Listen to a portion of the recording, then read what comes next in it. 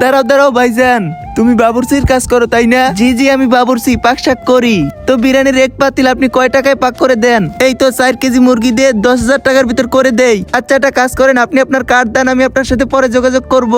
এই তো আমার কাজ হয়ে গেছে, এখন আস্তে করে পাতিলটা উঠাই নেই।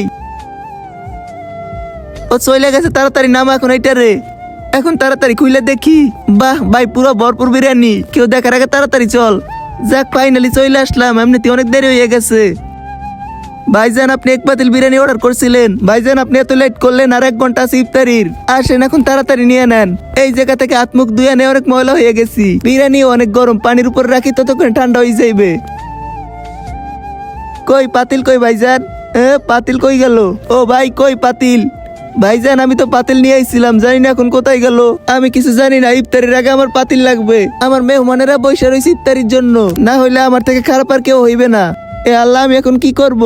রাস্তা গিয়ে দেখি যদি পইরা থাকে। ওই ওই পাতিল কই গেল?